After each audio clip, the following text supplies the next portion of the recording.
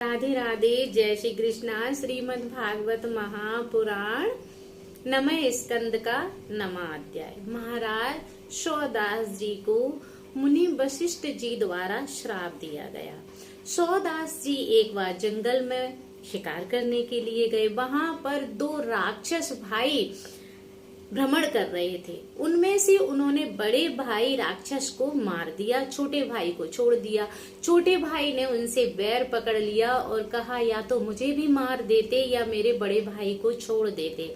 तो एक बार वहां जब शिकार करके बाद वहां से सौदास जी महाराज अपने घर लौटे तो उन्होंने ब्रह्म भोज करने की सोची। उन्होंने ब्रह्म भोज किया और मुनि वशिष्ठ जी को अपने घर भोजन के लिए आमंत्रित किया।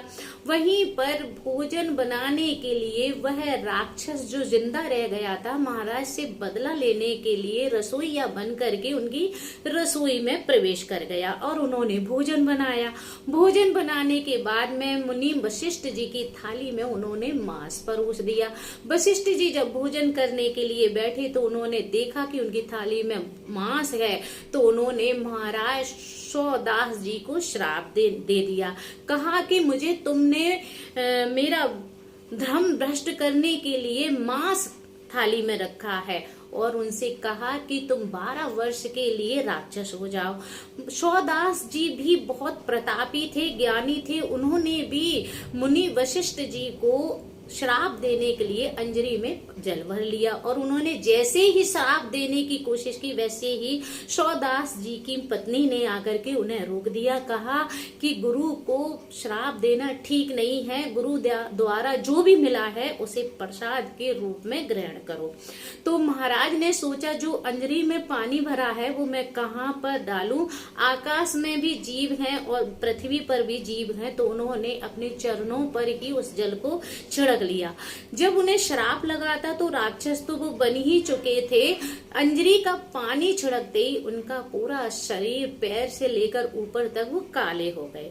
एक दिन वह जंगल में पहुंचे, बहुत भूखे थे, तो वहां पर आदिवासी ब्राह्मण और ब्राह्मणी का जोड़ा था। उनके पास पुत्र नहीं था। उन्होंने वो दोनों पति पत्नी बैठे हुए थे, आपस में वार्तालाप कर रहे थे। तो सौदास महाराज ने उसके पति को हाथ से उठा करके निगलने की कोशिश की। ब्राह्मणी ने बहुत कोशिश की समझाने की कि मुझे पुत्र नहीं है, मैं पुत्र वियोग में बहुत दुखी हूँ, इन्हें मत खाओ, मुझे इतना परेशान मत करो, मैं दुखी हो जाऊंगी। लेकिन सौदास जी ने यह उसकी विनम्रता को ना समझते हुए उसके पति को निगल लिया। जब उनको निगल लिया तो उनके पति की जो हड्डियां रह गई थी वो हड्डियों को उन्होंने समेट करके और सौदास जी को श्राप दिया कि तुम हमेशा के लिए संतान विहीन हो जाओगे, तुम्हें संतान का सुख प्राप्त नहीं होगा, जो तुमने मेरे साथ किया है तुम्हें भी भोगना पड़ेगा। तो जब सौदास जी इस मुनि वशिष्ठ जी के श्राप से मुक्त हुए तो उन्होंने अपनी पत्नी के यहाँ जाने की कोशिश की। पत्नी ने मना किया कि अगर आपने पुत्र के सुख की चाह की तो आपकी मृत्यु हो जाएगी, इसीलिए महाराज आप पुत्र की चाह ना करें। इस तरह से महाराज सौदास जी को वशिष्ठ जी द्वारा श्राप दिया गया था। जय श्री कृष्णा। राधे राधे।